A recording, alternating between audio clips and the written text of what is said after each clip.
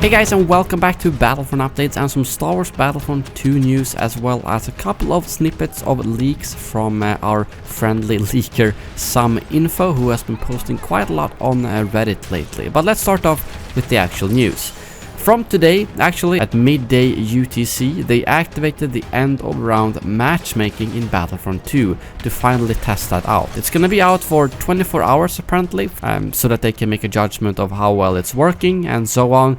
So I think it's very crucial that if you are playing the next 24 hours, or I guess maybe the next 18 hours or so from now, please leave them feedback in the respective forum, Reddit or Twitter posts, so that they know if it's working or not. I haven't personally had time to play today yet, so I'm not quite sure, but I have seen some people complaining that it's hard to find games now, which is a bit of a shame. I really don't understand why it seems to be so troublesome for them to get the end of round matchmaking to work properly, as I feel like that shouldn't really affect the ability to find a game. I mean, all it does, as far as I understand, is that it shuffles around the teams after each planet. So keep that in mind when you are playing, that it's not gonna shuffle you after each round, but after each planet, because otherwise you might have to play the same side twice in Galactic Assault.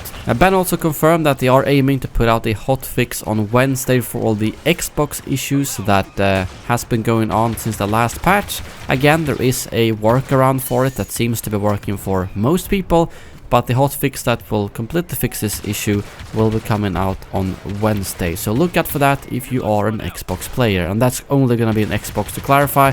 There won't be any patches for PC or PlayStation 4. If we then move on to SomeInfo's leaks, he's been posting quite a lot, and it's often very vague or kind of hinting answers only. And like I said before, he apparently is not the actual person at DICE or EA leaking, but he has a contact there, which is why some of the info can sometimes be a bit out of date. For instance, he said Grievous was going to come out 23rd or 24th, but they then confirmed the 30th. So not everything he says is 100% correct. Just keep that in mind, but he is a reliable source, that's for sure.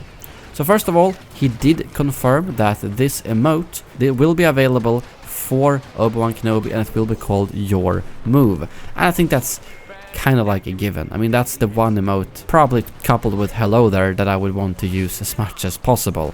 It's perfect before a battle and so on. But he did also make a complete thread where he basically put up images of how the 4 different victory poses will look, one of which is actually pretty close to the Your Move emote. But these are the 4 ones that, according to him, you will be able to purchase and have as a victory pose, simply put, all of which we can recognize from the movies or animated series. But if we then move on to General Grievous, I've already talked about the abilities that, according to him, that was found in the files actually, but SomeInfo did also make a post talking about the emotes that he will have, and the 4 ones are, according to him: you are a bold one, crush them, make them suffer, your screams are like music to my audio receptors, and then surrender and I promise you will die quickly.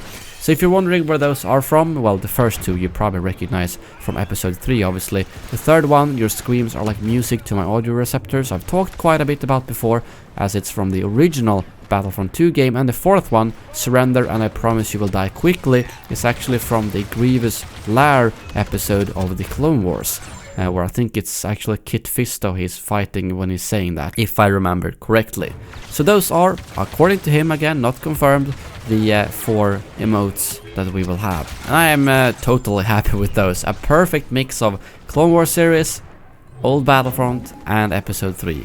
But I'm also extremely excited to see just what kind of overall quotes he will have, you know, when he's interacting with Obi-Wan. Actually, even more interestingly, what quotes he will have when he interacts with other heroes.